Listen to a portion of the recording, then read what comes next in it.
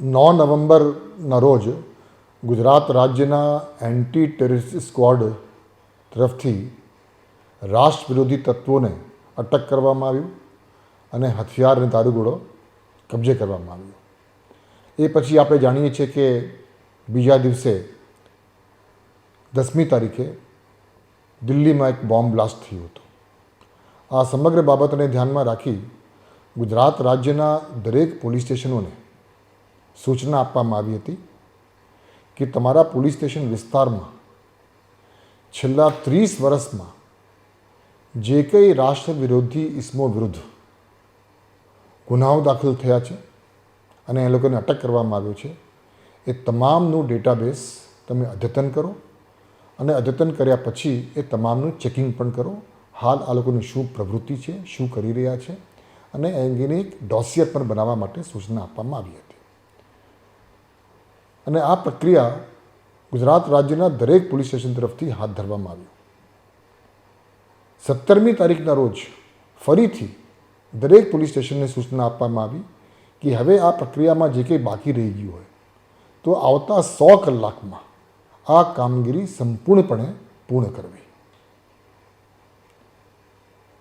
આ ચેકિંગ દરમિયાન છેલ્લા 30 વર્ષમાં જે રાષ્ટ્ર વિરોધી તત્વો વિરુદ્ધ ગુનાઓ દાખલ થયા છે, ખાસ કરીને ગેરકાયદેસર હથિયાર, ફેક ઇન્ડિયન કરન્સીઝ, NDPSના કેફી દ્રવ્યોના જે કેસો થયા હોય, એક્સપ્લોઝિવ્સ એક્ટના કેસો થયા હોય, પેટ્રોલિયમ એક્ટના કેસો થયા હોય, ટાડા થયા હોય, પોટા થયા હોય, એવા તમામ ગુનેગારોને ચેક કરવા માટેની સૂચના આપવામાં આવી હતી અને ડેટા અપડેટ કરવા માટે જે સૂચના આપવામાં આવી હતી.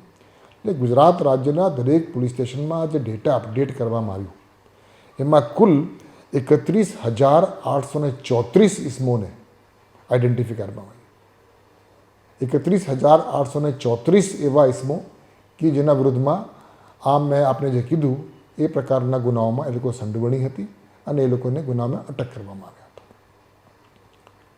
દિલ્હીના બોમ્બ બ્લાસ્ટ થયા ત્યારથી લઈને આજ દિન સુધીમાં આ તમામ 31,834 આરોપીઓની ચેકિંગ કરવામાં આવી અને એ ચેકિંગ ફક્ત સ્પેશિયલાઇઝ્ડ એજન્સી કે ક્રાઇમ બ્રાન્ચ કે LCB કે SOG નહીં, પરંતુ સ્થાનિક પોલીસ સ્ટેશનને ખાસ કરીને આ જવાબદારી સોંપવામાં આવી હતી અને સ્થાનિક પોલીસ સ્ટેશનના માધ્યમથી આ તમામ 31,834 ઇસમોની ચેકિંગ પૂર્ણ કરવામાં આવી છે. આ 31,834 પૈકી આપણી ચેકિંગ દરમિયાન આશરે 11,880 ઇસમો હાજર મળી આવ્યા હતા. એટલે આમ જોવા જઈએ તો આશરે 37% જે આપણી ડેટાબેઝ હતી એમાં જે આરોપીઓને ચેક કરવામાં આવ્યું એ તમામે તમામ ત્યાં હાજર મળ્યા હતા. જે લોકો હાજર મળ્યા એ તમામની પૂછપરછ કરવામાં આવી, આ લોકોની શું પ્રવૃત્તિ થઈ એ જાણવામાં આવ્યું અને એ લોકોની ડોસિયર તૈયાર કરવા માટેની પણ કામગીરી હાથ ધરવામાં આવી છે. એ ઉપરાંત આશરે 12% લોકો એવા છે, આશરે 3,744 એવા હતા કે જે લોકો હાજર નહોતા મળ્યા કેમ કે એ લોકોનું સરનામું બદલાઈ ગયું હતું. એટલે નવા સરનામું હવે આ લોકોની જે છે એના મુજબ કાર્યવાહી કરવા માટેની સૂચના આપવામાં આવી છે અને એ પ્રકારની કામગીરી થઈ રહી છે. એમાંથી છેલ્લા 30 વર્ષની આપણે ડેટા અદ્યતન કરતા હતા એટલે એમાં 2,326 એવા પણ આરોપીઓ આપણને મળી આવ્યા ચેકિંગ દરમિયાન કે જે લોકો આજે હયાત નથી, જે લોકોને મૃત્યુ પામ્યા છે. એટલે એ લોકોને પણ આપણે જે અદ્યતન કરીએ છીએ ડેટાબેઝ એમાં એનો ઉલ્લેખ કરવામાં આવ્યો છે.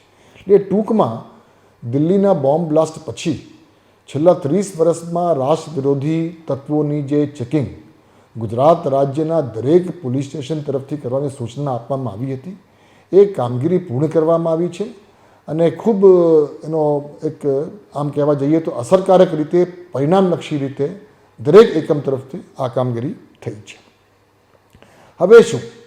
એટલે હવે આવતા દિવસોમાં આ ચેકિંગ દરમિયાન જે ઇસમો, જે વ્યક્તિઓના વિરુદ્ધમાં ગુના દાખલ થયા છે અને જે હાજર નહોતા મળ્યા અમુક કારણોસર, રાજ્યના સરનામું બદલાઈ ગયા હોય અથવા રાજ્ય બહારના પણ છે, એમાં આશરે 14% એવા છે જે રાજ્ય બહારમાં એનો અત્યારે હાલ રહી રહ્યા છે.